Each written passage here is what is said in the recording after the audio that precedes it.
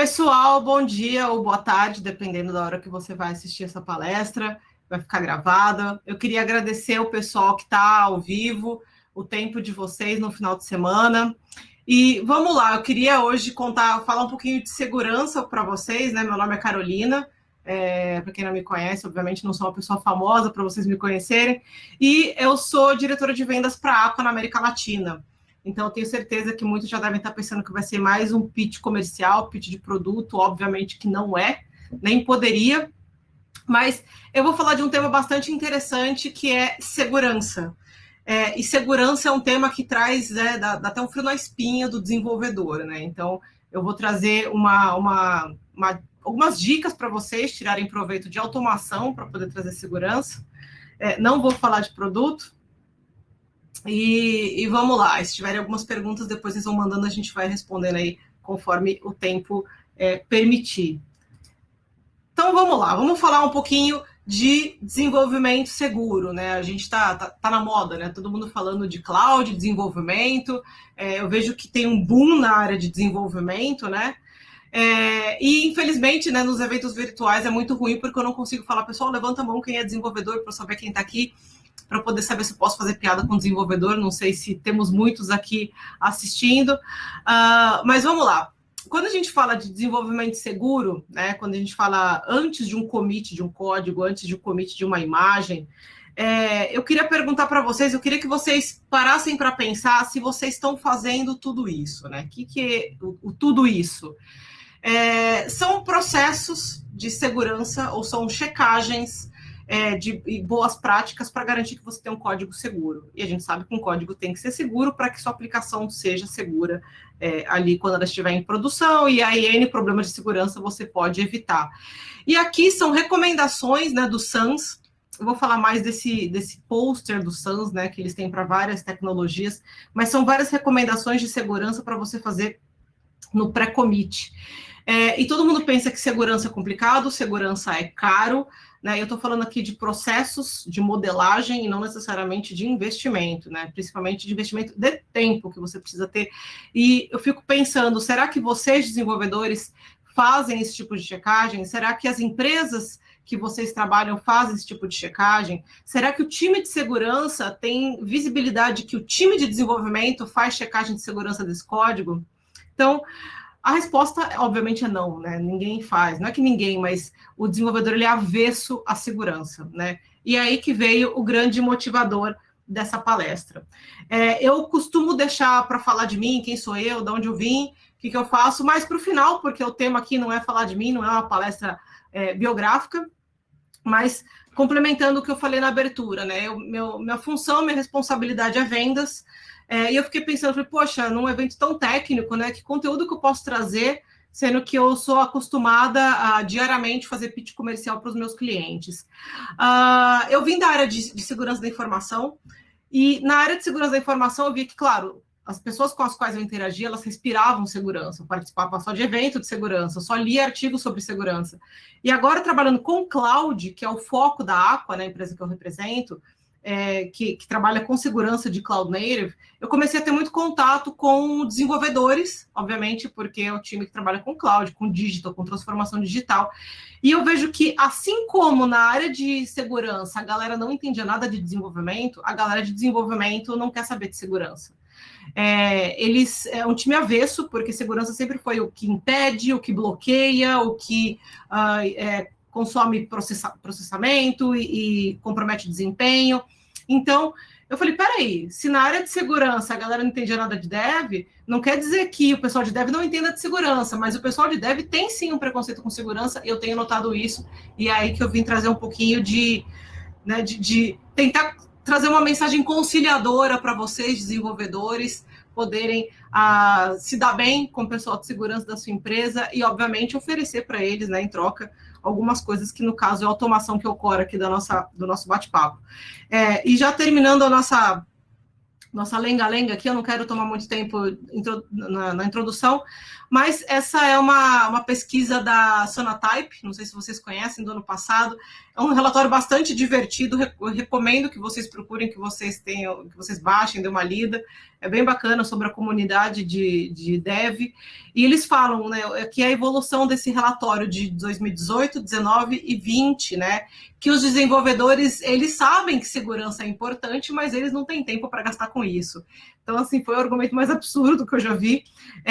E, justamente, se não tem tempo, não vamos gastar tempo, vamos automatizar. Segurança pode e deve ser automatizada. Então, agora vamos só contextualizar todo mundo aqui na mesma página e falar, né, como que era um ambiente tradicional de desenvolvimento.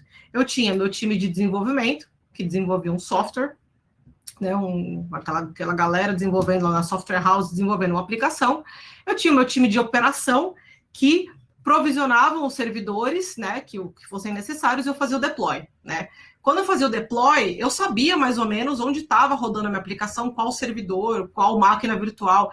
Eu podia, inclusive, fisicamente chegar nesse servidor e arrancar o cabo de rede. Eu sabia onde ele estava, né? E aí depois vinha o pessoal de segurança, depois que estava tudo funcionando redondinho, vinha o pessoal de segurança, fazia checagem, aplicava política de firewall, política de IPS, IDS, e, obviamente, aplicavam patches, né? Então, era assim como funcionava meu ambiente tradicional. E a gente sabe que no mundo de hoje não é bem assim, né? A gente está falando toda hora de DevOps, vou chegar lá. Então, antigamente, a gente fazia a aplicação mais ou menos como a gente faz um terno, né? Então, você tinha aquela visibilidade do todo, uma costureira fazia, né, o terno inteiro, e acontecia dele chegar no final, na última prova, eu preciso apertar aqui, eu preciso apertar ali, eu preciso fazer não sei o quê. E ele voltava para o início, e eu conseguia fazer os ajustes depois, né? Só que, assim, deu um problema na manga do meu terno, do meu paletó, eu não mando só a manga para arrumar, eu tenho que mandar o terno inteiro para ser arrumado. Então, era um processo mais complicado, né? Então, eu não conseguia fazer uma linha de produção de terno nesse conceito aí que eu estou falando de você tratar cada paletó, né, levar de volta para a costureira. Era mais ou menos moroso igual. E aí, o que acontece, né? Vem o Gartner e nos diz, Gartner, vocês devem conhecer essa empresa de pesquisa, que a transformação digital nela é uma realidade, a gente tem acompanhado isso dia a dia, as empresas migrando para a nuvem cada vez mais, ou empresas que já nascem na nuvem, e diz que até final de 22, mais de 75% das empresas vão estar trabalhando com aplicações containerizadas. E que está relacionado totalmente a aplicações nativas de nuvem, que são aplicações que trabalham com microserviços, perdão, que trabalham com o conceito de desenvolvimento ágil, né, DevOps, esteira de desenvolvimento, né, o CI/CD, trabalham com containers, são orquestradas e nasceram para trabalhar em nuvem. A gente está falando de componentes extremamente menores, bastante distribuídos, e essa é a nova realidade, né? Então, vejam que eu falei coisas que não se falavam antes, né? Que era muita automação, componentes distribuídos, e aí vem, né? Esse meme eu acho genial, porque ele resume muito esse mundo agora do DevOps, né? Que errar é humano e propagar o erro em todos os servidores de forma automática é DevOps. Então, aí vem o problema, né? Carolina vem e fala que agora todo mundo está trabalhando de forma automática e orquestrada, e microserviço, mas aí se eu falo de automação e automatizo o problema, ferrou, né? É mais ou menos isso. Aqui só para complementar a continuação da conversa, né? Que uma pessoa pergunta, mas o que é DevOps? Eu não fui ler ainda sobre isso, né? Você pode me explicar? Aí outro colega fala assim, é o cara de infra que sabe fazer script, né? Então, o script, a gente sabe que se rodar um script errado, o estrago está feito. Então, dando continuidade, que vamos voltar a falar sério de novo, quando a gente fala de novas arquiteturas e novas tecnologias, obviamente que a gente vai estar falando de novas ameaças. E para novas ameaças, a gente não pode fazer segurança da mesma forma, a gente tem que fazer segurança de uma forma diferente. Então, a gente está tendo ataques hoje que a gente não tinha um tempo atrás. Então, a gente fala muito hoje de cadeia de suprimentos, porque você reutiliza código, então eu tenho que garantir não só que o meu código esteja seguro, mas o código que eu peguei emprestado também esteja seguro. Eu tenho que garantir que o meu Kubernetes esteja seguro. Até uns 5 anos atrás, ninguém falava de Kubernetes, ninguém falava de Docker, ninguém falava de container. Então, são ataques novos. Eu não posso simplesmente não posso simplesmente trazer a segurança tradicional que eu tinha no meu ambiente para esse mundo, né? Aí, bom, buguei, né? Você vem, me fala que a gente está todo mundo indo para uma nova forma de fazer arquitetura, que não tem solução de segurança para isso, ou que é tudo muito novo, novas ameaças. Por que eu não fiquei do jeito que estava, né? Porque não vai ficar do jeito que está, né? Quando existe uma grande ruptura tecnológica e que traz benefícios, e aqui a gente podia ficar discursando horas e horas sobre os benefícios de trabalhar com esse tipo de aplicação, não dá para voltar atrás. E principalmente esse tipo de aplicação para nuvem, você tem a capacidade de otimizar recursos computacionais, recursos financeiros, né, investimento de infraestrutura muito mais. Você tem uma elasticidade muito maior. Imagina as empresas de e-commerce, por exemplo, poderem crescer e pagar pelo consumo numa Black Friday, num Dia das Mães, num Natal, né, que é um consumo super alto da infraestrutura, e no resto do ano, quando não tem tanto volume de vendas, pagar por uma estrutura pequenininha. Isso só é possível com essa nova forma de fazer a aplicação. E então a gente vai ter que dar um jeito de se adequar a esse novo mundo. Então, veio para ficar, e aí que a gente tem que utilizar a tecnologia ao nosso favor. Então, se otimizar o erro DevOps, né, vamos então otimizar de uma forma que não seja um erro, né, vamos tentar otimizar a segurança.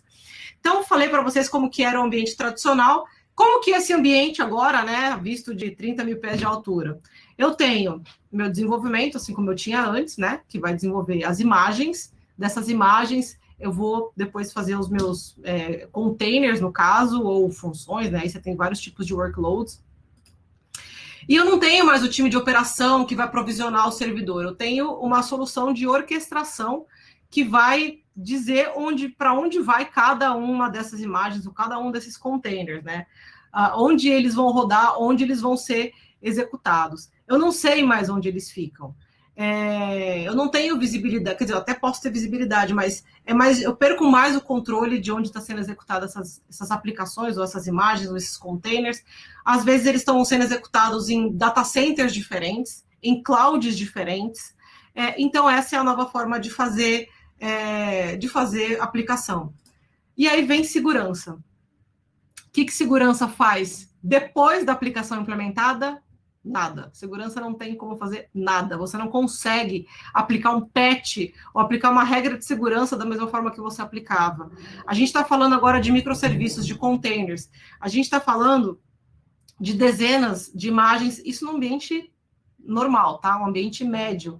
Porque para grandes aplicações, você pode ter centenas de imagens, se não mais que isso, né? Então, você tem dezenas de imagens, você vai ter centenas de containers, é uma quantidade muito grande, né? Muito maior de containers, porque de uma imagem você pode ter vários containers, e você vai ter um tempo de vida de cada container aproximado de 2 dias e meio. Tem container que nasce, fica lá um tempo, tem container que nasce, executa uma única tarefa e morre. Então, como que eu vou aplicar um patch numa unidade computacional tão volátil? Como que eu vou criar regras de firewall de comunicação, onde eu tenho unidades computacionais com endereçamento IP tão dinâmico e tão volátil? Como que eu vou criar uma regra baseada em IP e porta ali? Não existe. Então, lembra do que eu falei, eu preciso de novas técnicas de segurança para proteger esse ambiente. Então, vocês estão vendo já que o ambiente está, né, o problema está feito.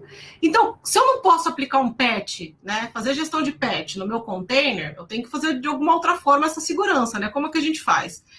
Galera, patch em container é só assim. Sabe container que vem da China, com aquele monte de importado e eletrônico que você comprou? Existe solução para colocar patch em container, porque um container custa muito caro.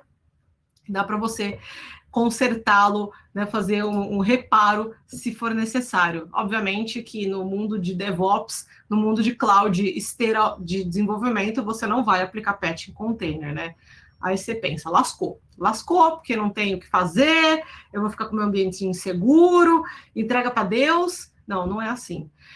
Então, lembra, no comecinho eu mostrei, né, alguns controles recomendados pelo SANS, perguntei se vocês conhecem, se vocês já ouviram falar, se alguns daqueles controles vocês executam, que é um controle que está aqui, aqui em cima, no pré-commit, no canto superior à direita. Não sei se vocês conseguem ver o meu mouse, mas, enfim. E tem várias outras recomendações do SANS para aplicações de nuvem que você pode fazer, né? E aqui embaixo ele recomenda, né, como você criar um programa seguro de DevOps, né, um programa de DevSecOps, então você colocar segurança dentro desse processo de Continuous Integration, Continuous Delivery, e também ele fala muito do conceito de Shift Left. E se você ler esse post, que eu vou deixar o link para todo mundo aqui depois, você vai perceber duas coisas, né, que eu quero comentar com vocês. Automação, que é o objetivo aqui que eu vim falar para vocês, e Shift Left. Porque é justamente o que você vai ter que usar ao seu favor para esse tipo de aplicação, para você poder proteger as suas imagens, proteger seu pipeline e não ficar à mercê de um ambiente que você não aplica patch, porque não vai aplicar mesmo. Então, quando a gente fala de automação, a gente tem que pensar, né, na esteira de desenvolvimento, ou CI/CD, a gente tem que pensar numa linha de produção. Então, pensa lá naquela linha de produção automobilística, que todo mundo já viu, lá, toda montadora tem. Então, cada estação, né, vai montando um pedacinho do carro, ou vai fazendo alguma coisa no carro. Então, imagina que você tem uma checagem de pintura. Quer dizer, você tem uma estação que vai pintar o carro. Ele pintou o carro de, sei lá, de vermelho, e em algum momento você tem que ver que essa tinta está seca para poder migrar para outra estação. Então, imagina que eu faço isso no final do processo. Vai dar ruim, porque alguns carros eu vou tacar tinta seca, outros não, eu posso manchar essa tinta, aí imagina que eu faço alguma coisa com uma tinta molhada, aí eu percebo só no final, não, eu tenho que, checagens de controles de qualidade, eu tenho que cada vez jogar mais, né, para o início, para que as coisas já saiam certas, para não ter problema. Porque a gente sabe o quanto dá problema se um carro sair de uma esteira, de uma linha de montagem com problema, né? Então, quanto antes eu corrigir, melhor. E não é à toa que uma esteira dessa, que é extremamente computadorizada, totalmente drivada para redução de risco, quantos recalls de carro a gente já viu? Eu tinha uma tela aqui com várias imagens de recall, acabei tirando para reduzir um pouco a apresentação, mas assim, eu não posso simplesmente cuspir um monte de carro no mercado e falar, deixa eu ver o que tem de erro, e vamos corrigir. Não, eu tenho que jogar lá para trás, para o início do processo. É isso que a gente fala de shift left. Trazer para o início o mais cedo possível. E para a gente ter uma visão mais real, né? Agora a gente fala muito de vacina, é o tema do momento, e todo mundo interessado no processo de vacinação. Vamos pensar numa linha de produção, né, que a gente agora conhece bem, mas até outro dia não conhecia muito, que é o processo de produção de vacina, né? Imagina que vem o IFA da China, a gente está vendo muito essa discussão que tem que vir importado, tal. Chega o IFA da China, eu passo por todo o processo de produção de uma vacina que vocês estão vendo aí. É uma imagem da Fiocruz, isso daí. Então, tem toda a transformação da vacina, a preparação, a rotulagem dos vidrinhos, aí você tem que embalar, congelar, ou resfriar, e levar para transporte. Imagina que chega um lote de 1 milhão de vacinas, sei lá, no estado de São Paulo, que eles descobriram que o IFA não estava muito bom. Então, é a mesma coisa quando a gente fala de uma esteira de desenvolvimento. Eu não posso simplesmente correr o risco que o meu produto final esteja ruim. Eu tenho que trazer todo o controle e qualidade para o início dessa esteira, o início dessa produção, que é, no caso, garantir que o IFA não tenha problema nenhum, para que a vacina, por mais que os erros aconteçam, e pode dar um lote de vacina que esteja ruim, ou uma outra vacina que esteja ruim, eu preciso garantir o mínimo possível de erro, jogar tudo para o início do processo. Quando a gente fala de esteira de desenvolvimento, é a mesma coisa. Eu gosto de dar esses exemplos lúdicos, né, porque até por trabalhar com vendas, eu preciso trazer alguns eventos da vida real para o nosso cliente entender. E, obviamente, que muita gente de segurança com a qual eu interajo não entende muito de esteira de desenvolvimento. A gente tem que enfiar na cabeça deles de uma forma fácil, assim como foi para mim eu aprender. Então, vamos lá. A gente já entendeu que o conceito é trazer segurança para o lado esquerdo, que a gente fala, né, o quanto antes no processo. E aí, como que a gente faz para automatizar? Vamos pensar, então, no gerenciamento de patch, né? Nível 1, nível inicial. Aqui está a minha esteira. Eu tenho todas as fases da minha esteira, que começa no planejamento, codificação, build, né? Quando essa imagem vai ser aprovada. Aí eu tenho, né? Eu vou ter o delivery dessa imagem. Enfim, isso tudo vai e volta, né? Aí eu vou corrigindo os erros, conforme eu vou corrigindo e melhorando a minha imagem, eu vou matando os containers que estão em produção e cuspindo container com a imagem nova. Então, é um processo automatizado. E lembra que eu falei, são dezenas ou centenas de imagens que vão virar centenas ou milhares de containers. Então, isso tem que ser feito de forma automatizada. E assim como uma linha de montagem automobilística, se eu tiver um processo ruim, mal feito lá no início, vai impactar toda a minha linha de produção e pode ser que chegue um lote de carro zero, tudo que eu vou ter que fazer recall. E vai custar caro fazer esse recall, porque quem paga é a concessionária. Só que quem vai pagar numa esteira dessa é a aplicação que vai estar insegura, a empresa que vai sofrer ataque, é o usuário que vai ter sua informação vazada ou vai ter uma transação sequestrada, enfim. Aí a gente pode também listar um zilhão aqui de problemas que a gente pode ter numa aplicação que esteja vulnerável. Então, como que a gente pode automatizar o processo de patch, né, entre aspas, nível 1? Opa. Vamos lá. Então, quando eu tenho na minha esteira, na hora do build, a hora que essa imagem ela vai ser real e vai ser apresentada para o mundo antes dela ser um container, aí eu espeto um scan de vulnerabilidades de imagem. Eu não posso pensar em segurança depois, no final do processo, porque é mais ou menos como a vacina, pode ser tarde. Quando eu falo de um carro, eu ainda tenho um custo financeiro e logístico para poder fazer um recall. Quando eu falo de uma vacina, eu estou falando da saúde de milhões de pessoas, e a gente está vendo o quanto é crítico isso, né? Não pode ter erro.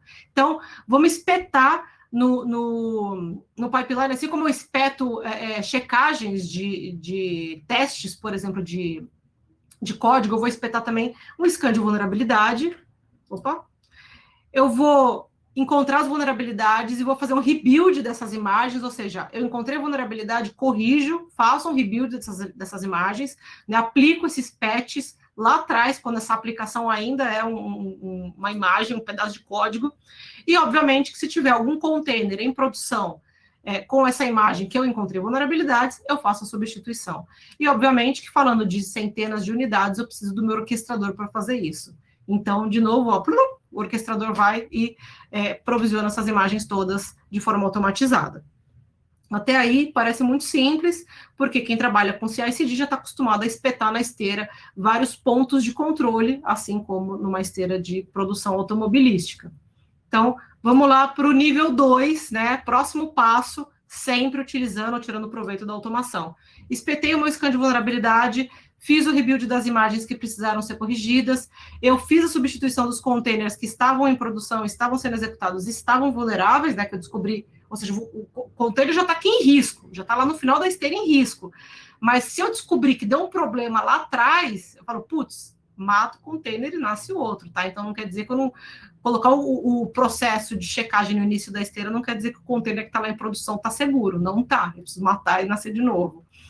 Então, próximo passo que eu posso agregar também na minha esteira é um controle de admissão, ou seja, não deixar com que imagens vulneráveis sejam implementadas, sejam deployadas, né, no português, numa tradução bem horrorosa, eu posso controlar que elas não sejam utilizadas. Qual que é o risco disso? Eu posso parar minha aplicação, obviamente, mas aí a ideia é eu criar regras, né, torniquetes ali, subir ou descer a barra de acordo com a criticidade da minha aplicação e dizer que eu não aceito, por exemplo, mais do que X vulnerabilidades críticas. E aí eu posso não fazer o deploy de uma vulnerabilidade, de uma imagem que tenha muitas vulnerabilidades. E obviamente que eu vou parar minha aplicação, vou parar meu negócio, mas também eu não vou colocar meu negócio escancarado, né, na internet, por exemplo, cheio de risco para todo mundo vir atacar. Então, as imagens já estão, né, eu consegui endereçar esse problema. Obviamente que não é a panaceia para todos os seus problemas, eu estou falando algumas dicas aqui que você pode tirar proveito da automação. E aqui vamos falar de um outro problema, né? Eu mencionei brevemente a reutilização de código, né? Porque nesse mundo nada se cria, tudo se copia, então por que eu vou criar do zero alguns códigos? Sei lá, eu preciso de uma solução de um balanceador de carga, por que eu vou criar o meu se eu posso simplesmente utilizar uma imagem existente e readequá-la ou reaproveitá-la? Então, existe um repositório, né, do Docker com mais de 4 milhões de imagens e que muita gente utiliza essas imagens e de forma automatizada, né? Espeta também lá no Docker e vai trazendo imagem, vai buildando, vai jogando em produção sem checagem nenhuma. Acontece que uma empresa fez uma pesquisa nessas 4 milhões de imagens e mais de 6.500, quer dizer, quase 6.500, perdão, imagens encontradas nesse conjunto de 4 milhões possuíam criptomineradores. O que isso quer dizer?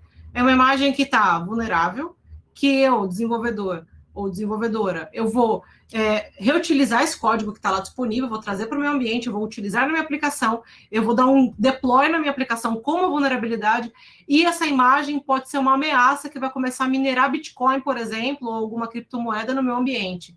Ah, mas talvez não vá roubar informação. Tudo bem, não vai roubar dado nenhum, mas vai roubar recurso, que é tão crítico quanto um dado.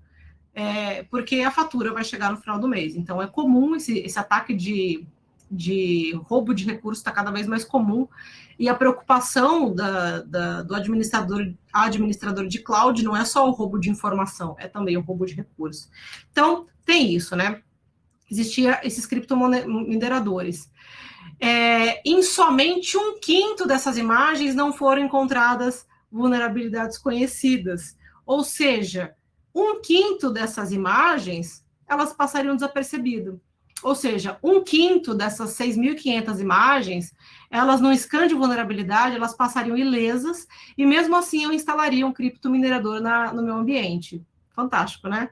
Então, o que isso quer dizer? Pô, acabei de dar uma solução e agora vem com um problema que nega tudo que eu acabei de falar. Não, calma. A scan de vulnerabilidade é necessário. A diferença é que agora você precisa de uma nova abordagem, né? Fazer um scan dinâmico de imagens. Já vou falar sobre isso, só concluindo aqui que o CTO da Prevasio falou, que de muitas imagens, encontraram muitas imagens maliciosas e que sob uma análise estática, que é uma análise de vulnerabilidade tradicional, não continham malware. Elas passariam no meu controle de admissão, seriam deployadas com um criptominerador. Então, que a forma de detectar é fazendo uma análise dessas imagens em runtime. Ou seja, é a mesma coisa que eu descobri que uma vacina não está funcionando depois que eu apliquei numa galera. Não é legal fazer isso. E quando a gente fala de aplicação, o conceito, né, é mais ou menos o mesmo. Então, como que eu posso fazer uma análise dinâmica dessas imagens? Já vou comentar sobre isso. Mas só para ilustrar, aqui é um outro artigo de uma outra empresa falando de outras coisas, e a pessoa diz exatamente, né, o mesmo tema, que a imagem na sua forma original não tem nenhum binário malicioso, mas em tempo de execução, que é no runtime, ela é programada para baixar o malware. Então, o que acontece? A imagem, às vezes, ela passa ilesa, mas ela, em momento de execução, ela baixa um conteúdo que instalado no seu ambiente é malicioso. Então, como fazer isso, né? Vamos, então, agora para o nível 3, né? Nível hard aqui, de scan de vulnerabilidade. Então, de novo, utilizando a automação, eu preciso espetar controles de segurança no seu pipeline. Então, de novo, scan de vulnerabilidade, scan de vulnerabilidade estática, que é o que eu vinha fazendo até então, e scan dinâmico de vulnerabilidade. O que é isso? Eu executar em fase de build, em tempo de build, uma análise dinâmica. Eu simular o runtime em análise dinâmica. E quem ainda não entendeu o que é isso, é o tal do sandbox. Eu tenho uma caixa de areia para simular o ambiente de produção, rodar essa imagem como se fosse um ambiente de produção e analisar o comportamento dessa imagem. Então, assim, é um conceito que você precisa trazer para o seu ambiente. Eu desconheço quem faça isso de forma gratuita, mas você tem seus recursos aí de fazer manualmente ou buscar uma solução corporativa. Mas é extremamente crítico que você saiba o comportamento de uma imagem em tempo de execução também. Se você não conseguir trazer para o build, precisa tomar um extremo cuidado e aí começar a monitorar o que está acontecendo em runtime, porque pode ser que alguma coisa errada aconteça em runtime, mesmo que você tenha feito SAST, DAST, análise de vulnerabilidade, como eu estou comentando, o runtime ele não pode ser esquecido. E aí você segue para o mesmo caminho, né? Faz o patch, rebuild das imagens, substitui os containers, faz o controle de admissão. Então, obviamente que eu estou falando aqui, eu estou mencionando 2 controles relativamente simples, né? Para você tirar proveito da automação, uma vez que são controles que você pode espetar no seu pipeline, e toda vez que uma imagem ela passar pela fase do build, ela é checada e ela vai ou não ser aprovada e vai ficar lá no seu registro. Então, quando a gente fala de automação, né, lá no início, eu quis deixar bem claro que a automação, quando mal feita, ela é perigosa. Então, imagina que eu tenho uma imagem que tem uma vulnerabilidade crítica e eu faço o deploy dessa imagem e o meu orquestrador, devido a uma demanda da minha aplicação, faz um auto-scaling e eu cresço amplamente, eu estou aumentando minha superfície de ataque, assim, tremendamente e de forma descontrolada, porque o auto-scaling é uma vantagem desse tipo de aplicação, e obviamente que se eu tiver com problema, vai ser um grande problema e um auto-scaling do meu problema, né? Aquele meme, apesar de ser uma piada, ele tem toda a razão de você falar de automatizar o problema. Então, é uma forma de fazer aplicação, uma forma computacional que veio para ficar, tá? E aqui eu estou falando, comentei um milímetrozinho ali de controle de segurança que você pode fazer na sua aplicação, no seu pipeline, justamente no seu build. E assim, o salto de maturidade da sua aplicação quando você faz isso é enorme. E para mim a surpresa é quando eu comecei, que eu vim para esse mercado, né, e vindo de segurança, o pessoal é um pouco mais neurótico, eu falei, mas isso é o mínimo que todo mundo faz. Não faz. Eu digo mais, tem empresa grande que são extremamente maduras em segurança para algumas coisas e bastante imaturas quando a gente fala de aplicação de nuvem. Existe aquela falsa sensação de segurança eu estou em nuvem, eu estou no computador dos outros, eu estou lá na AWS, na Azure, na Google, o que seja, a segurança eles que são responsáveis. Não, a segurança existe uma responsabilidade compartilhada. Então, grande parte dessa responsabilidade é sua, né, cliente, consumidor de nuvem, e, obviamente, sua, desenvolvedor, responsável por essas aplicações. Então, essa já é uma forma de você começar a se dar bem com o seu gestor de segurança, seu CISO, né? Ofereça, fala, cara, eu tenho automação, tudo que eu faço é automatizado, vamos automatizar a segurança, vocês vão conseguir chegar no meio termo aí. Segurança, ela é um catalisador, ela não é um bloqueador. Eu gosto muito daquele exemplo clichê, eu sei que é um clichê, mas quem nunca ouviu pode começar a repetir por aí, faz muito sentido, que segurança é como o freio do carro. Hoje a gente consegue correr em grandes velocidades porque a gente tem bons freios, né? Então o freio do carro não é feito para a gente frear, para a gente parar, é feito para a gente poder correr. Mesma coisa, a segurança é um catalisador. Então, como eu falei, é só o início. Existem muitas e muitas outras funcionalidades que você pode pensar, muitos outros controles que você pode trazer para o seu ambiente.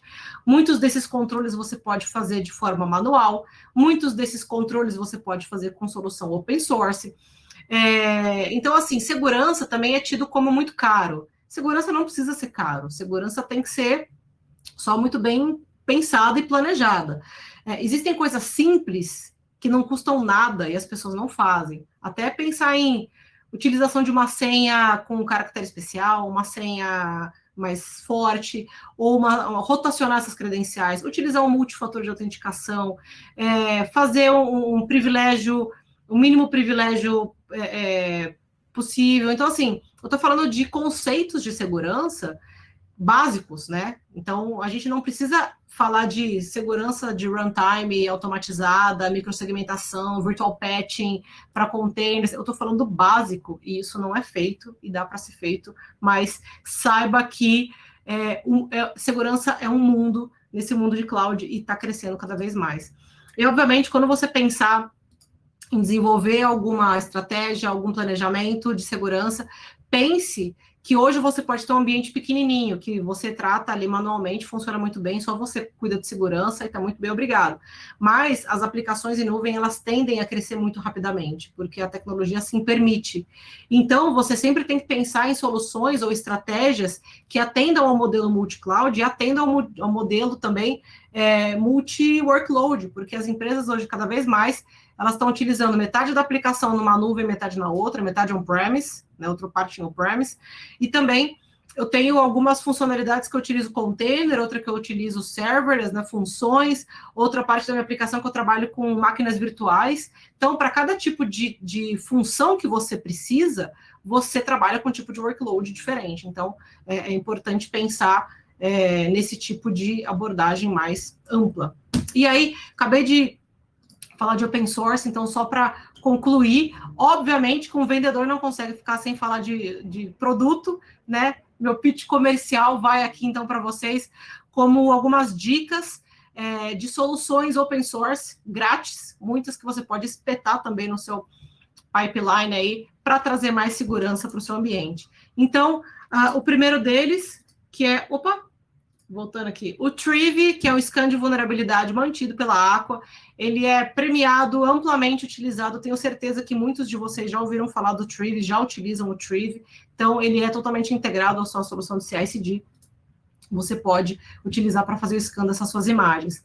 O Kubebench é uma solução que vai fazer checagem do sysbenchmark no seu ambiente Kubernetes. Sysbenchmark, para quem não sabe, é um framework de boas práticas. Então, eu tenho o sysbenchmark para vários tipos de serviços e tecnologias, e essas recomendações são páginas e páginas de orientações e recomendações que, obviamente, se você puder automatizar, de novo, a automação, você consegue fazer isso de forma muito mais simples. E aqui eu tenho uma opção open source para vocês testarem seus ambientes Kubernetes.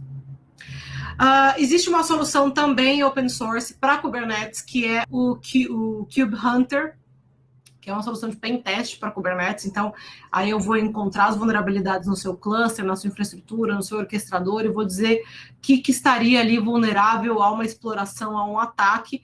Então, mais uma aplicação de testagem automatizada para o seu ambiente. E por último, que eu vou apresentar, porque existem outros tantos projetos open source lá no GitHub ou no próprio site da Aqua que vocês podem baixar, testar, e depois, se precisar de ajuda, pode falar com a gente aqui também. E que é o CloudSploit, essa última dica, que é uma solução que vai fazer uma checagem automatizada da postura da sua nuvem pública. Então, o sysbenchmark que eu comentei para Kubernetes, eu vou rodar para vários outros serviços de nuvem que você pode ter habilitado, e vou dizer, olha, aqui você não usou criptografia, aqui você não usou multifator de autenticação, aqui tem um serviço aberto que não deveria. Então, é bem legal para você tirar uma foto do seu ambiente. São ferramentas bem bacanas, bem amigáveis, e não só esses, tem outros tantos ali que vocês podem baixar, integrar na sua esteira, e enfim, aproveitar. Eu vou deixar esse QR Code, que é para vocês testarem grátis, né, essa questão da postura de nuvem que eu comentei, fazer scan de vulnerabilidade, fazer scan dinâmico de vulnerabilidade. Infelizmente, eu não tenho open source para oferecer, mas eu tenho 15 dias para vocês testarem. Então, dá para ter uma ideia de como está o ambiente de vocês, como que vocês estão tratando a segurança das imagens de vocês, e vou deixar também algumas referências, né? O pôster que eu comentei da SANS, que é bem legal, e não só esse de Cloud Security, mas tem outros tantos que o legal mesmo é imprimir naquele A1, sei lá, aquele banner grande, enquadrar, além de decorativo e informativo. Se vocês estão vendo alguma similaridade com alguma coisa que vocês já ouviram da Liz Rice, tem sim. Eu usei bastante coisa dessa apresentação dela, que eu compartilho com vocês, sobre orquestração de aplicações cloud native, né, e justamente tirar proveito. E aqui eu deixo o link dos projetos open source da Aqua, caso vocês tenham interesse e queiram baixar, queiram testar. E assim, como mensagem para todos, né, eu deixo que a gente pensa sempre em continuous integration, continuous delivery. Eu acho importante a gente pensar em continuous security. Parece propaganda, né? Uma frase marqueteira, mas é bem isso. As aplicações em nuvem, elas vieram para ficar, as aplicações orquestradas vieram para ficar, elas trazem muitos benefícios, e elas têm um poder de crescimento enorme, e que tudo que a gente não consegue controlar e que cresce de forma desordenada é um problema para todo mundo. Então, vamos tirar proveito dessa automação, em vez de sair por aí cuspindo aplicação, cuspindo container de forma desgovernada. O máximo de controle que vocês puderem espetar no seu pipeline, façam isso. Deixo aí meus contatos. Quem quiser, Twitter, Instagram, LinkedIn, @Carol Bosi em todas as redes sociais. Fiquem à vontade para tirar dúvida, entrar em contato, mandar dicas. Quiser alguma ajuda para testar os softwares que eu listei, né, open source, fiquem à vontade. E eu agradeço muito a atenção de todos, o tempo de todos, e até a próxima, então. Obrigada. Carol, sensacional. Obrigado aí pelo teu tempo. Eu vou aproveitar que a gente está finalizando aqui e eu acho que tu tocou num ponto que é sensacional, que é os projetos open source. A gente está num evento aqui de comunidade, né? A gente, inclusive, não programou isso, mas a gente está num evento falando sobre comunidade, né? O Anquises falou durante o evento sobre a importância da comunidade no auxílio de educação e capacitação das pessoas, né, na área de segurança, né? A Divina vai falar sobre CTF, como isso ajudou também no processo de estudo dela, né? E eu acho que a comunidade ela pode contribuir muito com esses projetos open source. Eu me tornei um defensor de projetos, né? Fiquei super feliz em ver tanto, né? E principalmente a gente está participando de um evento, né, que faz parte de uma comunidade lá fora chamada Red Team Village, que é voltado à área de segurança ofensiva. Então tem um monte de projeto aí que é interessante para enviar PR, né, pull request, melhoria. Isso que é legal Sim. dos projetos open source. Parabéns aí para a Aqua por abrir um espaço, né, para a comunidade e também para os projetos open source. Acho que isso é uma grande sacada, né? Convido a todos. Estão todos convidados a colaborar. São todos muito bem-vindos. É isso aí. O importante é compartilhar conhecimento, compartilhar tecnologia também. Não, exatamente. Obrigado, Carol. Obrigado a todos e vamos para a próxima. Obrigada.